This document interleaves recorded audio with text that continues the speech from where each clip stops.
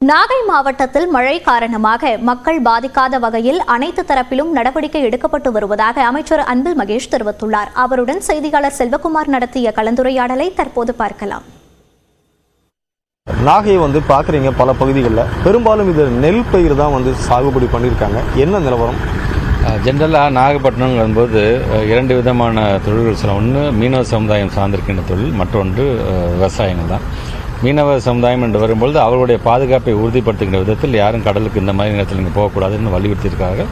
மாவட்ட ஆட்சித்தலைவர் முந்தானத்துக்கு கூட நம்முடைய தமிழ்நாட்டு முதலமைச்சர் விசியில் பேசும்போது கூட அவர்களுடைய பாதுகாப்பை உறுதி செய்கின்ற விதத்துக்கு பல்வேறு கருத்துக்களை எடுத்து சொல்லியிருக்கிறார்.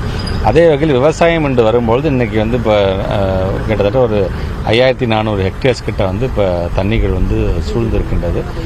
மழை நம்மளோட ப்ரெடிக்ஷன் படி பார்த்தா அதிகப்படியான மழை வரும் என்று எதிர்பார்த்தோம். இருந்தாலும் 2 சென்டிமீட்டர் மழை பெஞ்சால் கூட நாம் எப்படி பாதுகாப்பாக இருக்க வேண்டும், நாம் எப்படி தயார் நிலையில் இருக்க வேண்டும் என்பதை மாவட்ட நிர்வாகம் அதை உறுதி செய்திருக்கிறார்கள்.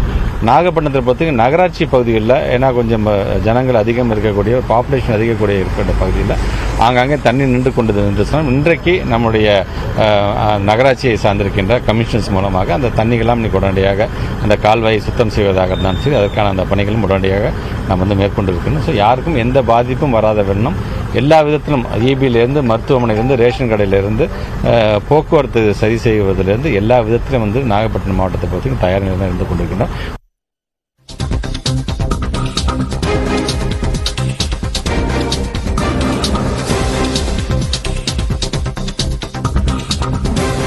தற்போது கிடைத்திருக்கும் முக்கிய செய்தி: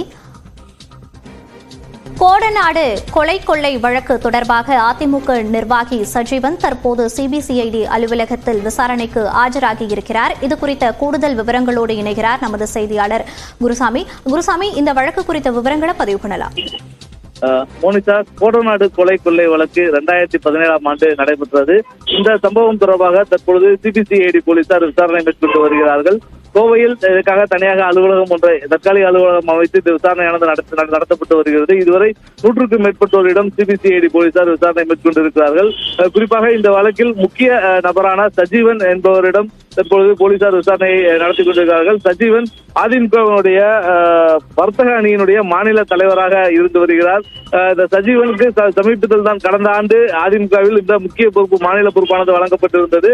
ஆனால் 2017ஆம் ஆண்டுக்கு முன்பு இருந்தே சஜீவன் கோடநாடு பங்களாவில் பல்வேறு வேலைகளை செய்து வந்தவர். குறிப்பாக கோடநாடு பங்களாவில் உள்ளே இருக்கக்கூடிய மர வேலைகள் அனைத்துமே சஜீவன் தான் அங்கிருந்து மேற்பார்வையில் அனைத்து பணிகளுமே நடைபெற்று வந்தது. அப்பொழுது அதிமுகவுடைய பொதுச் செயலாளராக இருந்த ஜெயலலிதா மற்றும் சசிகலா ஆகியோருக்கு மிக நெருக்கமான நபராக இருந்து கோடநாடு பங்களாவில் வேண்டிய அனைத்து வசதிகளையும் செய்து கொடுத்தவர் சஜீவன்.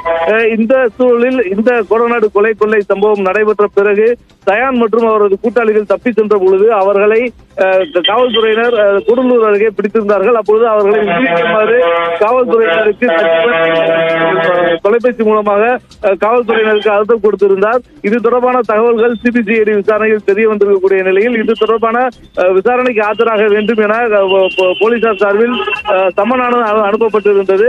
கடந்த நவம்பர் 5ஆம் தேதி அன்று இந்த வழக்கு விசாரணைக்கு ஆஜராக வேண்டும் என சஜீவனுக்கு சம்மன் அனுப்பப்பட்டிருந்த நிலையில் சஜீவன் கடந்த 5ஆம் தேதி ஆஜராகவில்லை.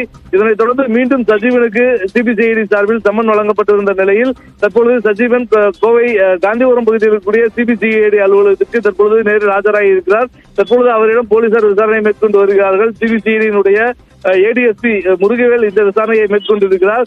சஜீவன் மீது கூடலூரில் மற்றொரு வழக்கும் இருக்கிறது. குறிப்பாக வனத்துறையில் வன எல்லைகளை மீறி இருந்தது, அங்கு துப்பாக்கி வைத்திருந்தது உள்ளிட்ட பிரிவுகள் கீழ் அவர் மீது வழக்கானது பதிவு செய்யப்பட்டிருக்கிறது.